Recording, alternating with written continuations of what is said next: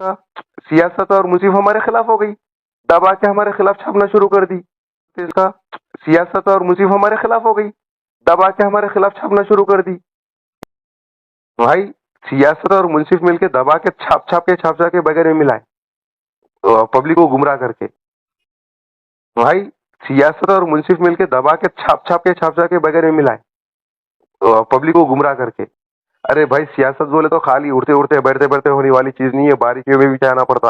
अस्सलाम वालेकुम वरहमतुल्लाहि वबरकातुहू। मैं Mohammed Giyasuddin Zahar, BRS senior leader, Telangana state education member and state president for team BS. सबसे पहले जनाब आमिर अली ख़ान साहब सियासत एडिटर को मैं दिल की गहराइयों से मुबारकबाद देना चाहता हूँ कि फाइनली आमिर अली ख़ान साहब एमएलसी बन गए। 3 महीने के ड्रामे के बाद ये फाइनलाइज हुआ है। आमिर भाई अस्सलाम वालेकुम। मैं Mohammed Giasuddin Izhar from Mehdipatnam. Hope you recognise me. बहुत बहुत खुशी हुई आप एमएलसी बने। लेकिन आमिर भाई से मैं ये कहना चाहता हूँ कि जब पहली बार आमिर भाई को एमएलसी का ओहदा देने की बात हुई थी, उस वक्त काफ़ी लोग परेशान थे, हैरान थे कि आमिर भाई कभी कोई पॉलिटिकल एक्टिविटी में नहीं थे, वो कांग्रेस के लीडर भी नहीं थे, और यहाँ तक कि कभी किसी बैनर पे उनकी एक फ़ोटो तक नहीं छपी। इस तरह की बातें कर रहे थे। लेकिन फिर भी आमिर अली ख़ान साहब को एमएलसी का ओहदा दिया गया। आमिर अली ख़ान साहब से एक आर न्यूज़ के जर्नलिस्ट ने कुछ सवाल किए थे, वो वीडियो में देखा, उसमें कुछ अच्छी बातें थे। आमिर अली ख़ान साहब ये बता रहे थे कि उनसे सवाल जब किया था वो कि आमिर अली ख़ान साहब को क्यों एमएलसी दिए।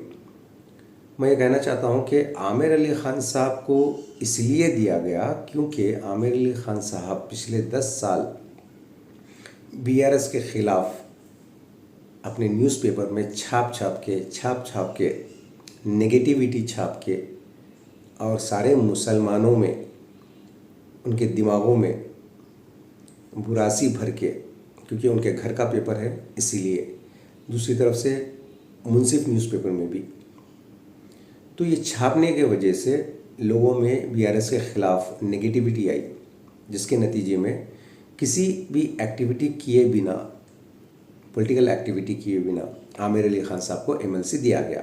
ये बात मैं एक मीडिया वालों को एक रिकॉर्डिंग में भी पहले ही बोल चुका था, जब 3 दिसंबर के दिन रिज़ल्ट आया था, उसके 2 दिन बाद बोला था।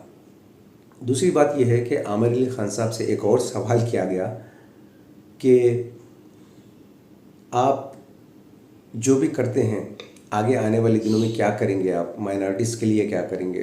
तो वो बता रहे थे कि मैं जो भी बोलता हूँ, जो भी लिखता हूँ, सच लिखता हूँ, जो भी लिखता हूँ सच लिखता हूँ। एक बार आप ये सोच लेना आमिर भाई कि जितनी भी बातें आप आपके न्यूज़पेपर में शाये करते थे, क्या वो हर बात सही थी। और दूसरी बात यह है कि एक बहुत अच्छी बात जो कांग्रेस के, अब आप कांग्रेस के लीडर हैं, एमएलसी हैं, बहुत अच्छी बात आपके मुंह से ये निकली कि जब एक जर्नलिस्ट ने आपसे असदुद्दीन अवैसी साहब और अकबरुद्दीन अवैसी साहब के बारे में कुछ सवाल किए थे, तो आप बता रहे थे कि राजीव गांधी इंटरनेशनल एयरपोर्ट का जो प्लान है उसको बीआरएस के दौरे हुकूमत में हासिल नहीं करे। और दूसरी बात ये बता रहे थे कि वहाँ पर मस्जिद भी थी। मैं बोलना चाहूँगा कि मस्जिद नहीं, मसाजिद थी, 2 या 3 मसाजिद, ख़ब्रस्तान और दरगाहें भी थी वहाँ पर। तो आप ये बात मानते हैं आमिर अली ख़ान साहब के कांग्रेस के दौरे हुकूमत में एयरपोर्ट बनाने के लिए वहाँ पर मसाजिदों को शहीद किया गया, ख़ब्रस्तानों को शहीद किया गया और शमशान घाट को शहीद किया गया, यहाँ तक कि श्राइन्स यानी दरगाहों को भी शहीद किया गया। क्या कभी उस बारे में आप आपके न्यूज़पेपर में छापे पिछले 10 साल में, जब पिछले 10 साल में सेक्रेटेरिएट के जो मसाजिद शहीद हुई और एक खाना की जो मस्जिद शहीद हुई, तो लोगों ने बहुत कुछ कहा, बहुत कुछ बोला, फिर भी सेक्रेटेरिएट में 2 मसाजिद जो शहीद हुए उसकी तामीर हो चुकी है। आप इन मसाजिदों को लेकर आपके न्यूज़पेपर में बेतहाशा जो मन में आया वो छापते गए। बेशक मैं मानता हूँ, एज ए मोमिन मैं मानता हूँ कि मसाजिदों की शहादत हुई है, लेकिन आमिर अली ख़ान साहब, क्या कभी आप इन पिछले 10 सालों में एयरपोर्ट पे जो मसाजिद शहीद हुए उनके बारे में कभी छापे, कभी कांग्रेस के खिलाफ बोले? नहीं बोले। अब एमएलसी बन गए आप, क्या आप बोलेंगे उस बारे में? 112 एकड़ की वक्फ लैंड को गवर्नमेंट के हवाले किया गया, कांग्रेस की दौरे हुकूमत में वहाँ पर एक एयरपोर्ट बनाया गया। क्या वो मस्जिद नहीं थी? क्या वो कब्रिस्तान नहीं था? क्या वो शमशान नहीं था? क्या वो दरगाहें नहीं थी?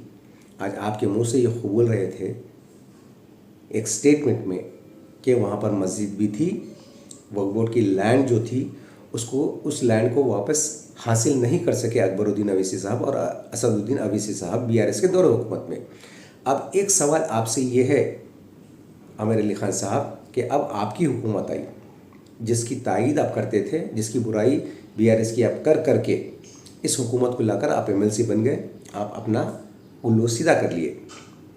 अब ये बताएं कि जो मस्जिदों के बारे में, मसाजिद के बारे में केसीआर को बोलते हैं ये लोग, सारे लोग, पूरी आवाम, क्या उनके दिमाग में ये बात आई आज तक कि जहाँ पे राजीव गांधी इंटरनेशनल एयरपोर्ट बना वहाँ पर भी थी मस्जिद, दरगाहें और क़ब्रिस्तान जिसको कांग्रेस शहीद करी? इस बारे में आप क्या इक़दाम लेंगे? अब एमएलसी बन गए हैं ना आप, जब आप काउंसिल में बैठेंगे तो डेफिनेटली उस वक्फ बोर्ड के लैंड के बारे में और इन मसाजिदों, श्राइन्स के बारे में और वहाँ के क़ब्रिस्तानों के बारे में भी बात करेंगे, ये उम्मीद है मुझे, क्योंकि आप एक लॉयल इंसान हैं।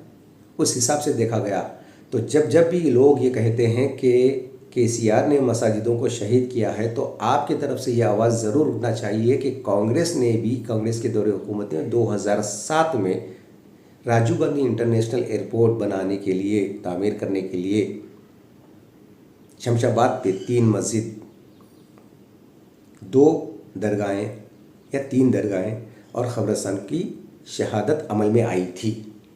वाकई आप हक़ परस्त इंसान हैं तो एमएलसी बनने के बाद अगर आपको कैबिनेट रैंक मिलता है या आप काउंसिल में बैठ के बात करते हैं तो इस बारे में ज़रूर बात करना। फिर एक बार बहुत बहुत मुबारक, आपको एमएलसी फाइनली मिल गया। होप कुछ अच्छे काम करेंगे आप।